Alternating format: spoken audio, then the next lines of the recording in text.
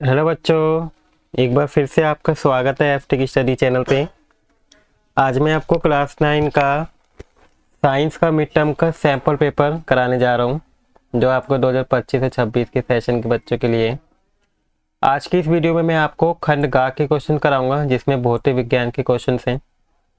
खंड का जीव विज्ञान और खंड खा रसायन विज्ञान के क्वेश्चन मैंने करा दिए हैं। अगर आपने वो नहीं देखी है वीडियो, तो आप मेरी प्लेलिस्ट में जाके क्लास 9 की साइंस की प्लेलिस्ट में जाके आप उसे देख लीजिएगा। तो आइए बच्चों, हम खंड गा को शुरू करते हैं। देखते हैं कि खंड गा में कौन कौन से क्वेश्चन दिए हुए हैं। तो देखिए, आपका जो खंड गा है, इसमें फर्स्ट क्वेश्चन है कि एक विराम अवस्था से शुरू होकर एक समान त्वरण से गति करती है। एक कार विराम अवस्था से शुरू होकर एक समान त्वरण से गति करती है, तो निम्नलिखित में से कौन सी राशि समय के साथ समान रूप से बढ़ेगी। ठीक है, तो बच्चों क्या बढ़ेगा? आपका वेग बढ़ेगा। ठीक है, इसके बच्चों नेक्स्ट क्वेश्चन है 27। 2 kg द्रव्यमान की एक वस्तु है जिसमें 4 मीटर पर सेकंड के वेग से वो वस्तु क्या कर रही है? गति कर रही है। तो आपको इसका संवेग निकालना है। अच्छा, संवेग का फॉर्मूला क्या होता है? Mass into velocity. ठीक है, यानी कि 2 की 4 से मल्टीप्लाई करेंगे तो आपको कितना आ जाएगा? 8 किलोग्राम मीटर पर सेकंड आ जाएगा। ठीक है, नेक्स्ट है बच्चों 28 क्वेश्चन कि किस स्थिति में औसत चाल औसत वेग के बराबर होती है। ऐसी कौन सी स्थिति जब ये दोनों बराबर होती है? तो बच्चों कौन सी स्थिति है? जब कोई भी पिंड या कोई भी वस्तु दिशा बदले सीधी रेखा में गति करती है, तो उस कंडीशन में क्या होता है? औसत चाल औसत वेग के बराबर होती है। 29 क्वेश्चन है कि निम्नलिखित में से बल का एसआई मात्रक क्या होता है? बल का एसआई मात्रक आपका न्यूटन होता है। 30 क्वेश्चन है कि जब किसी पिंड पर दो समान और विपरीत बल कार्य कर रहे हैं। देखिए, विपरीत बल एक दूसरे के अपोजिट काम कर रहे हैं। ठीक है, बल लग रहा है, लेकिन बल हैं दोनों सेम, समान है। तो कुल बल क्या होगा बच्चों? कुल बल क्या हो जाएगा? आपका 0 हो जाएगा जब दोनों की वैल्यू सेम है। तो नेक्स्ट है कि निम्नलिखित में से कौन सा एक सदिश राशि है? तो सदिश राशि बच्चों किसकी है? वेग की। इन सब की क्या है? अदिश राशि होती है। तो वेग है जिसकी सदिश राशि। 32 क्वेश्चन है बच्चों, अभिकथन और कारण दिया हुआ है। अभिकथन में लिखा हुआ है बच्चों कि न्यूटन का दूसरा नियम बल का माप देता है। बिल्कुल सही है। ठीक है, इससे हमें बल के माप मिलता है। सेकेंड, बल क्या है? द्रव्यमान और त्वरण के गुणनफल को हम बल कहते हैं। ठीक है, आपने पढ़ा होगा बल का फॉर्मूला क्या होता है? द्रव्यमान और त्वरण, ये आपका फॉर्मूला होता है। ठीक है, तो रीजन भी सही है, यानी कि कारण और रीजन दोनों सही है। ठीक है, अर्जेशन अभिकथन और कारण दोनों सही है, और जो कारण है वो अभिकथन की सही व्याख्या भी कर रहे हैं। तो इसका ऑप्शन नंबर ए क्या है बच्चों? सही आंसर है। नेक्स्ट है 33 क्वेश्चन, इसमें भी आपका अभिकथन और कारण दिया हुआ है। तो देखिए, अभिकथन में दिया हुआ है कि एक वृत्ताकार पथ पर स्थिर गति से गतिमान पिंड को त्वरित कहा जाता है। ठीक है, ये आपका सही है। रीजन बोला गया कि वृत्ताकार गति में केवल वेग का परिमाण बदलता है, जो क्या बच्चों? गलत है। ठीक है, तो इसका ऑप्शन बच्चों सी हो जाएगा। ए सत्य है लेकिन आर असत्य है। फिर बच्चों 34 क्वेश्चन है कि एक धावक 70 मीटर त्रिज्या वाले एक वृत्ताकार पथ पर एक पूरा चक्कर लगाता है। ठीक है, उसकी त्रिज्या कितनी बच्चों? आर आपको कितनी दे रखी है? 70 दी हुई है। ठीक है, तो तय की गई दूरी या विस्थापन बतानी क्या होगी? ठीक है, और किस में? वृत्ताकार पथ पे बतानी। ठीक है, ये ध्यान रखना है। तो आइए देखिए इसे कैसे करेंगे। देखिए, वृत्ताकार पथ की त्रिज्या आपको इतनी दे रखी है? 70 मीटर दे रखी है। दूरी निकालेंगे सबसे पहले। एक पूरा चक्कर लगाने का मतलब है कि वृत्त की पूरी परिधि, जिसका फॉर्मूला क्या होगा बच्चों? 2πr होगा। देखिए, इस तरीके से चक्कर लगाएगी हो, तो ये क्या होती है बच्चों? परिधि होती है। इसका फॉर्मूला क्या है? 2πr है। अब इसमें हम क्या करेंगे? वैल्यू रखेंगे। 2 पाई की जगह 22/7, और आर ये जो त्रिज्या दे रखी है आपको 70 दे रखी है। ठीक है, इससे कर जाएगा आपका 10 बार में, और इस किससे मल्टीप्लाई करेंगे? 44 आ जाएगा, और 44 की 10 से मल्टीप्लाई करेंगे बच्चों कितना आ जाएगा?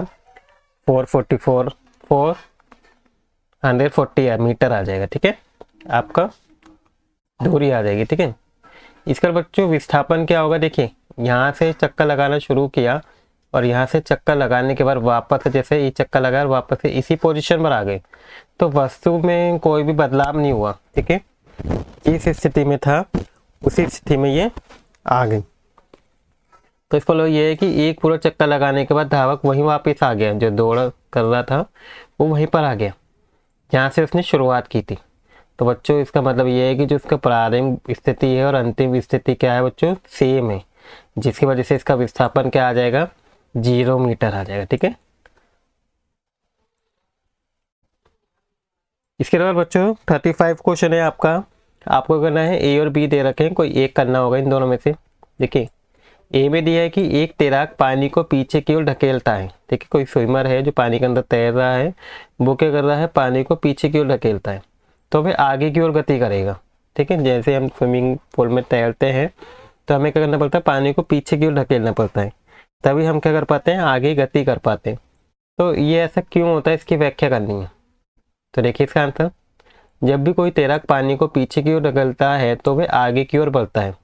ऐसा बच्चों न्यूटन के तीसरे नियम के कारण होता है, जिसे क्रिया प्रतिक्रिया का नियम भी कहते हैं।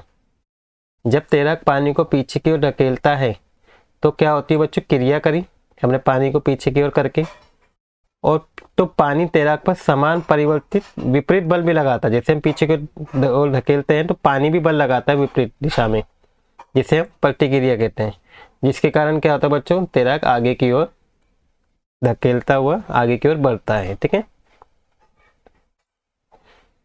इसके बाद बच्चों इसकी चॉइस में दूसरा क्वेश्चन दिया है वाला कि 8 न्यूटन का बल है किसी पिंड में 2 मीटर पर सेकेंड स्क्वायर, ठीक है, का त्वरण उत्पन्न कर रहा है। ठीक है, आपको क्या है, न्यूटन का बल दिया हुआ है, फोर्स दे रखा है आपको 10, ठीक है, और त्वरण यानी कि ए दिया हुआ है आपको 2।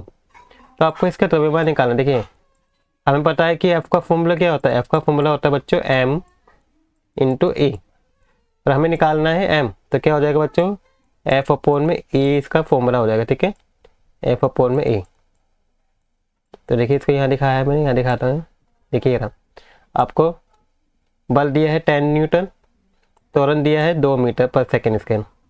फॉर्मूला होता है इसका बच्चों ये एफ इक्वल टू क्या होता है, एम इंटू ए, यानी कि द्रव्यमान गुणा में त्वरण। अब हम क्या करेंगे बच्चों, हमें निकालना है क्या, हमें आपको निकालना है द्रव्यमान निकालना है क्वेश्चन के अंदर।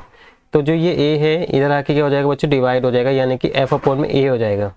एफ की वैल्यू 10 है और ए की वैल्यू 2 है, और 2 को जब 5 से काटेंगे तो क्या आ जाएगा बच्चों, 5 kg आ जाएगा इसका द्रव्यमान। ठीक है, तो वस्तु का द्रव्यमान बच्चों कितना आ जाएगा, 5 किलोग्राम आ जाएगा।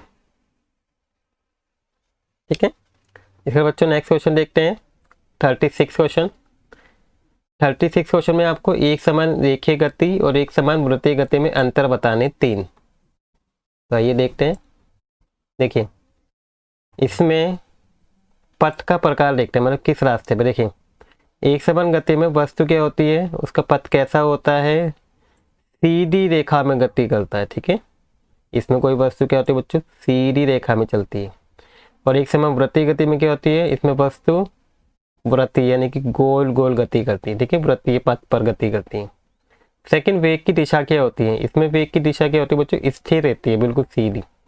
और इसमें वेग की दिशा क्या होती है, लगातार बढ़ती रहती है।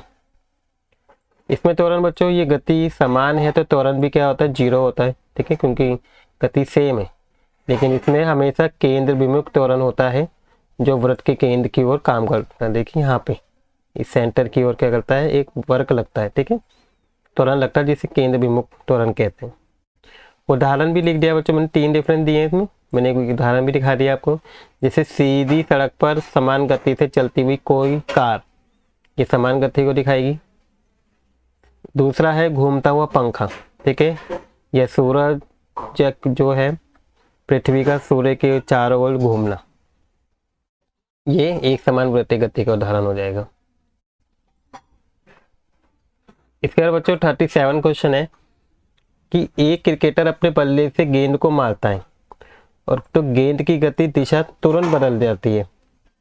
तो आपको क्या करना है, इसमें फर्स्ट का आंसर बताना है, इसमें गति का कौन सा नियम गेंद के वेग में परिवर्तन की व्याख्या करता है, इसको वर्णन कीजिए। तो देखिए बच्चों, गेंद की चाल में परिवर्तन न्यूटन के दूसरे नियम, ठीक है, द्वितीय नियम के अनुसार समझाया जाता है। अब दूसरा नियम होता क्या है, देखिए इसमें भी मैंने दिखा दिया यहाँ पे कि किसी वस्तु के अगर यदि संवेग में परिवर्तन की दर उस पर लगने वाले बल के अनुक्रमानुपाती होती है, ठीक है, तो वो क्या होता है, बल की दिशा में होता है ये बल, यानी कि F इक्वल टू क्या होगा, m इंटू ए होता है, ठीक है। दूसरे नियम से हमें ये रूल मिला है। जब बल्लेबाज क्या करता है, बल्ले से गेंद को मारता है तो बल्ला क्या होता है, गेंद पर बल लगाता है, जिससे गेंद की जो गति है और दिशा दोनों ही क्या होती है, बदल जाती है, ठीक है। सेकेंड है बच्चों की, यदि गेंद पर अधिक बल लगाया जाए तो क्या होता है, यदि गेंद पर अधिक बल लगाया जाएगा तो त्वरण क्या होगा, अधिक होगा, यानी गेंद ज़्यादा तेजी से और दूर तक क्या होगी, वो गेंद जाएगी। इसके बाद बच्चों क्वेश्चन नंबर 38 है, कार दुर्घटना में अचानक रुकने के कारण यात्री आगे की ओर खिसक जाता है और आधुनिक कारों में चोटों को कम करने के लिए एयर बैग और सीट बेल्ट लगे हुए होते हैं। तो इसमें बताना है कि गति का कौन सा नियम बताता है कि दुर्घटना में यात्री आगे की ओर खिसकता है, तो कौन सा नियम बताता है, देखिए ये न्यूटन का पहला नियम बताता है, जिसे जड़त्व का नियम भी कहते हैं। इसमें क्या होता है कि जो गतिमान पिंड है तब तक गति में रहेगा जब तक उस पर कोई बल नहीं लगता, बाह्य बल नहीं लगे। जैसे कार अचानक से रुक जाती है तो यात्री का शरीर क्या होता है, आगे की ओर बढ़ता है, ठीक है। इसके बच्चों बी है कि एयर बैग और सीट बेल्ट जो है वो चोटों को कैसे कम करती है। देखिए जो सीट बेल्ट है वो यात्रियों को सीट से कसकर बांध के रखती है, पकड़ के रखती है, और दुर्घटना के दौरान उन्हें अचानक आगे बढ़ने से क्या करती है, रोकती है। सेकंड है एयरबैग। एयरबैग क्या है, तेजी से फूल जाता है और एक नरम गद्दी की तरह वो फूल जाता है, जिससे टक्कर का समय बढ़ जाता है, जिससे शरीर पर क्या होता है, कम बल लगता है। तो साथ ही ये जो शरीर को धीरे धीरे सुरक्षित रूप से रोककर गंभीर चोट को क्या करते हैं, जोखिम को ये दोनों कम करते हैं, दोनों ही, ठीक है। इसके बाद बच्चों सी क्वेश्चन है आपका, सी और डी में कोई ये करना होगा आपको। तो यहाँ पे सी दिया हुआ है कि 20 मीटर सेकंड वेग में से गतिमान 1000 किलोग्राम द्रव्यमान की एक कार 5 सेकंड में रुक जाती है, तो ब्रेक के द्वारा लगाए गए बल की क्या करनी है, गणना करनी है। तो ठीक है, आपको द्रव्यमान कितना दिया बच्चों, 1000 kg, और प्रारंभिक वेग आपको दिया 20 मीटर पर सेकेंड, और अंतिम वेग क्या होगा इस कंडीशन में, 0 होगा। समय क्या है, 5 सेकेंड।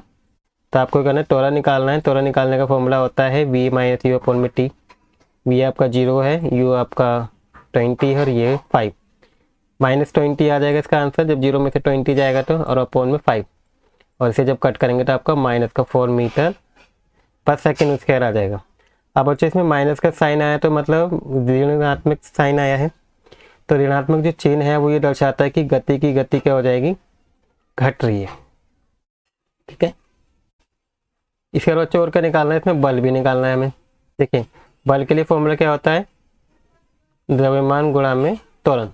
द्रव्यमान 1000 है, ठीक है, त्वरण आपका इतना आया है, इसके इससे मल्टीप्लाई करेंगे तो आपको -4000 न्यूटन आ जाएगा। इसका मतलब ये है कि ब्रेक के द्वारा लगाया गया बल 4000 न्यूटन होगा, जो गति की दिशा के विपरीत दिशा में जाएगा, ठीक है। इसके बाद बच्चों नेक्स्ट क्वेश्चन है डी।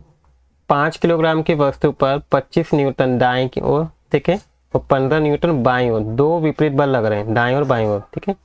तो गणना करने पर शुद्ध बल निकालना है। देखिए शुद्ध बल कैसे निकलेगा, जैसे दिशा में बल लग रहा है, दाएं दिशा में 25, बाएं दिशा में 15 N, और द्रव्यमान 5 kg दिया हुआ है। तो शुद्ध बल निकालने के क्या करेंगे, हम इसमें से जो माइनस कर देंगे, ठीक है, जिसमें ज़्यादा है, 25 में से 15 माइनस करेंगे तो आपका 10 न्यूटन आ जाएगा, दाएं दिशा की ओर ज़्यादा है, ठीक है। शुद्ध बल आपका 10 न्यूटन हो जाएगा जो दाएं दिशा में जा रहा है, ठीक है। लेकिन बच्चों इसमें हम क्या निकालना है, त्वरण निकालना है। तो त्वरण के लिए क्या फॉर्मूला आ जाएगा, F equal to m into a. अब देखिए हमें त्वरण निकालना तो इसमें वही वाला आ जाएगा, m इसके डिवाइड में आ जाएगा, यानी कि F अपॉन में m हो जाएगा। F आपको 10 दिया हुआ है और आपका जो m है वो 5 है। तो क्या करेंगे, जब इसके काटेंगे तो आपका 2 मीटर पर सेकेंड स्क्वायर इसका त्वरण आ जाएगा, जो दाएं दिशा में होगा, ठीक है। तो ये था आपका क्वेश्चन, ठीक है, 38। तो आपका सेक्शन जो सी है वो आज मैंने कंप्लीट करा दिया है। आई होप आपको सेक्शन सी के सारे क्वेश्चन अच्छे समझ में आ गए होंगे और आपका आज जो है ये जो क्लास 9 का साइंस का पेपर ये पूरा कंप्लीट हो चुका है। ठीक है, आई होप आपको आज के जितने भी क्वेश्चन कराएं आपको अच्छे से समझ में आ गए होंगे और आपको वीडियो भी अच्छी लगी होगी। अगर आपको वीडियो अच्छी लग रही हो बच्चों प्लीज़ वीडियो को लाइक कर दीजिएगा और अगर आप चैनल पर नए हैं तो चैनल को सब्सक्राइब कर दीजिएगा। Thank you for watching video.